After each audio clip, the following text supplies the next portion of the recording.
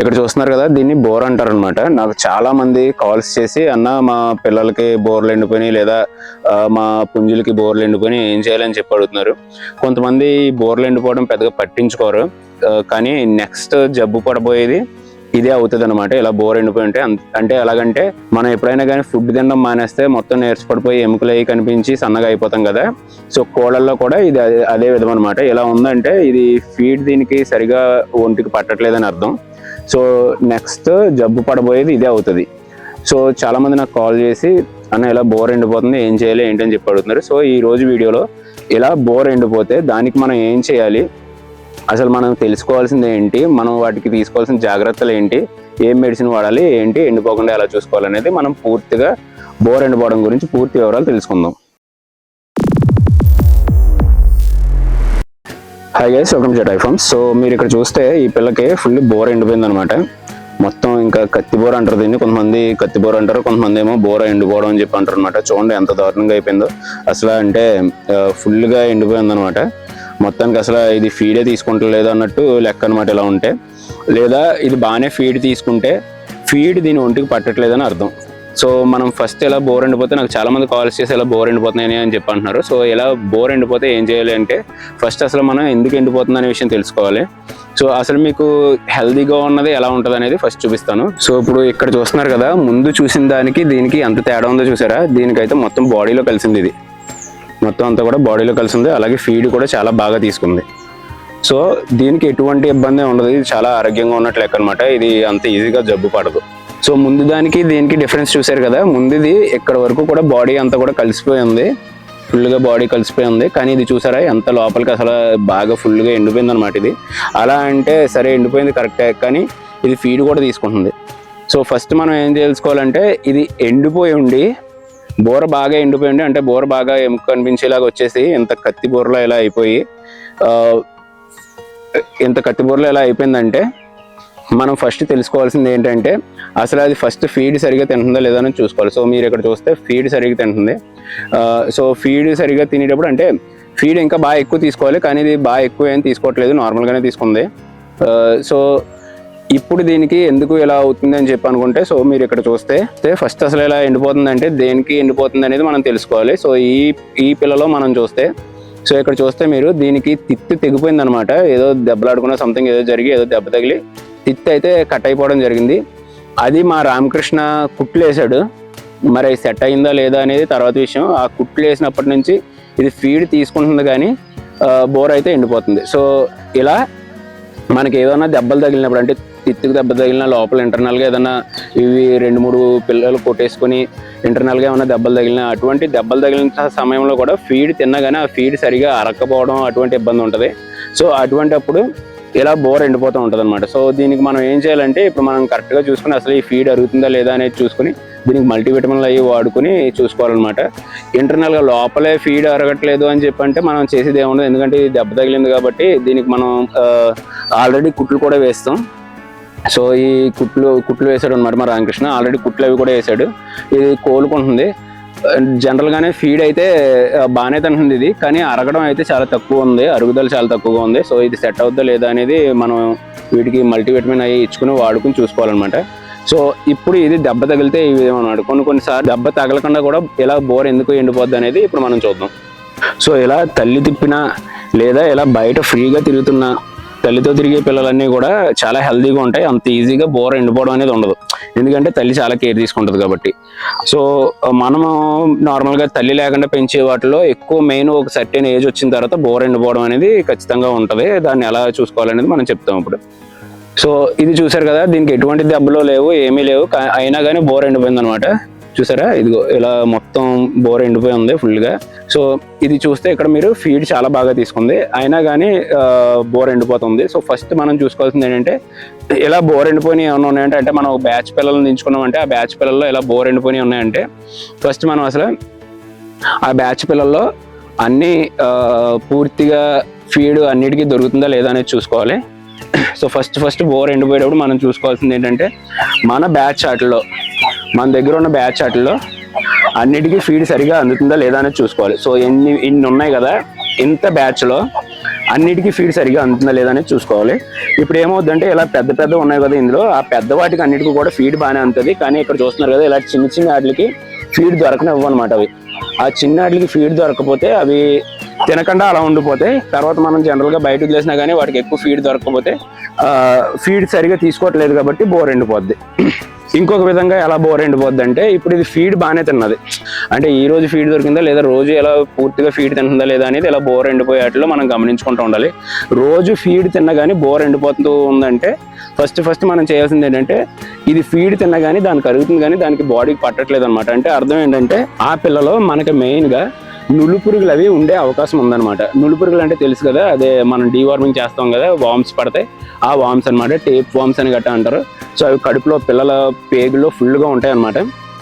So మనం ఎప్పటికప్పుడు అంటే ఈ వయసు ఈ ఏజ్ వచ్చిన తర్వాత దీనికి నాకు తెలిసి 3.5 to 4 months ఉంటుంది. సో మనము 3 ఏజ్, నా దగ్గర అయితే 3 months ఏజ్ వచ్చేసరికి మనం డీవార్మింగ్ చేసుకుంటాం.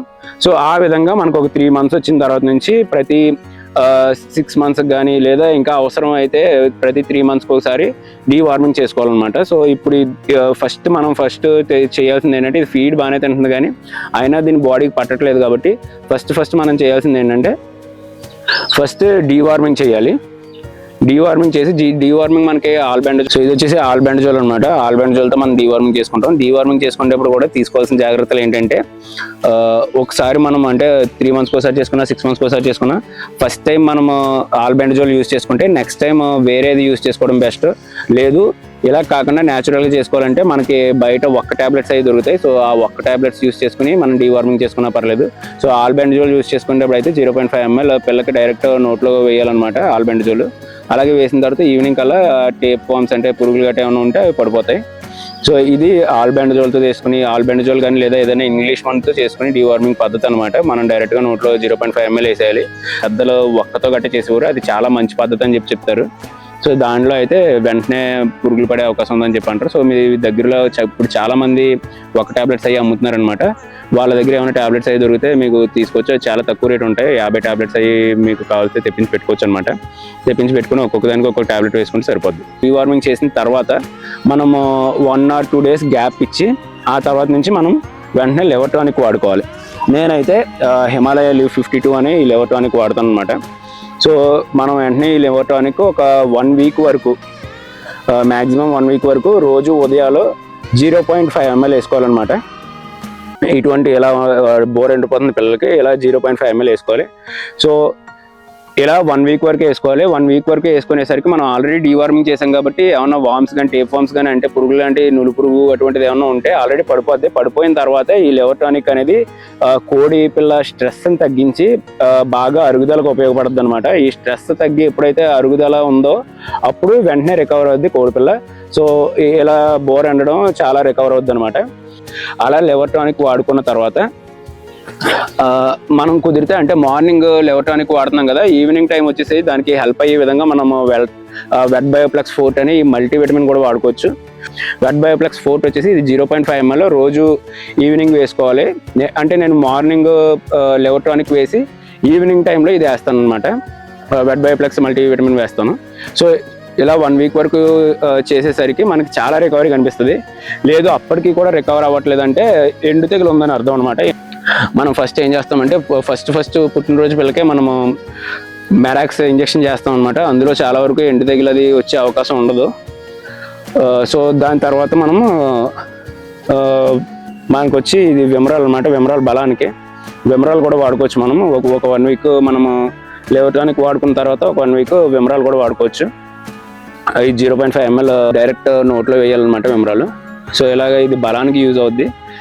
సో పిల్ల ఏజ్ని బట్టి మనం 0.5 ml నుంచి 0.2 ml నుంచి 0.5 ml వరకు కూడా విమరాల్ వాడుకోవచ్చు. సో ఇలా చేసిన తర్వాత ఇప్పటికే 1 week అవుద్ది కాబట్టి నులు పురుగులు ఉన్నా రికవర్ అయిపోద్ది, లేదా దెబ్బ తగిలి ఏదైనా స్ట్రెస్ అయ్యి ఉన్నా కానీ రికవర్ అయిపోద్ది. అంత చేసినా కానీ పిల్ల రికవర్ అవ్వకుండా ఇంకా అలాగే ఉందంటే అర్థం ఏంటంటే ఆ పిల్లకి ఎండు తగిలి ఉందని అర్థం అనమాట. సో ఎండు తగిలికి మనకి బయట టాబ్లెట్స్ గట్రా ఏమైనా దొరుకుతాయని చూడాలి. నాకు ఇప్పటి వరకు ఎండు తగిలికి సంబంధించి మనకి బయట ఏమైతే దొరుకుతాయనేది లేదు.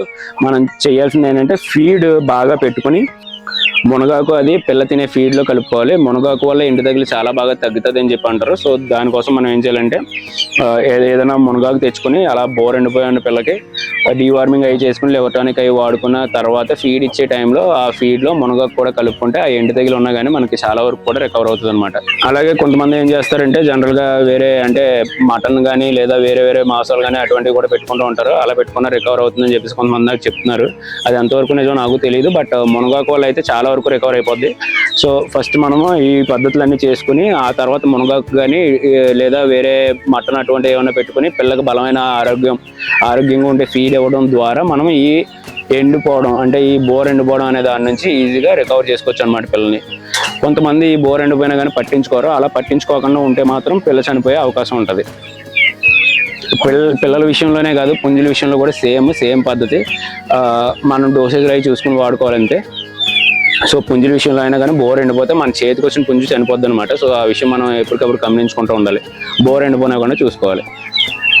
వైరస్ వచ్చిన తర్వాత కూడా బోర్ ఎండిపోయే అవకాశాలు ఉంటాయి. ఆ వైరస్ వల్ల వచ్చిన స్ట్రెస్ వల్ల కూడా మనకి బోర్ ఎండిపోతే పెద్ద పుంజుల్లో అయినా కానీ పిల్లల్లో అయినా కానీ వేటిలో అయినా కానీ ఇదే పద్ధతి. సో అప్పుడు కూడా మీరు ఏం చేయాలంటే 1 వీక్ లెవర్టానిక్ వాడుకోవాలి. వైరస్ వచ్చిన దానికి వెంటనే మనము డీవార్మింగ్ చేయకూడదు, ఎందుకంటే అప్పటికే పుంజు లేదా పిల్ల ఏదైనా కానీ వీక్ అయిపోయి ఉంటుంది కాబట్టి మనం వెంటనే డీవార్మింగ్ చేస్తే వెంటనే చనిపోయే అవకాశం ఉంటుంది అనమాట. సో వైరస్ వచ్చిన వాటికి అయితే డీవార్మింగ్ చేయకుండా, వైరస్ వచ్చిన తర్వాత పిల్ల లేదా పుంజు బాగా ఎండిపోతుంటే డీవార్మింగ్ చేయకుండా ఒక 1 వీక్ లెవర్టానిక్ వాడి ఆ తర్వాత బలంగా ఫుడ్ పెట్టుకుని ఆ తర్వాత మనం డీవార్మింగ్ చేసుకోవడం బెస్ట్. సో చూస్తున్నారు కదా బోర్ ఎండిపోవడం అనే సమస్య గురించి ఇది పూర్తి వివరాలు అనమాట. మీకు తెలిసిన వాళ్ళు ఎవరైనా ఫామ్ పెట్టుకుని ఇలా ఈ సమస్యతో బాధపడుతుంటే ఈ వీడియోని వాళ్ళకి షేర్ చేయండి. మీకు ఏమైనా డౌట్స్ ఉంటే కామెంట్ చేయండి. ఈ వీడియో నచ్చితే లైక్ చేయండి. అలాగే ఇటువంటి మంచి వీడియోస్ కోసం, ఇటువంటి మంచి ఇన్ఫర్మేషన్ కోసం మన టై ఫార్మ్స్ ఛానల్ని సబ్స్క్రైబ్ చేసుకోండి. Thank you.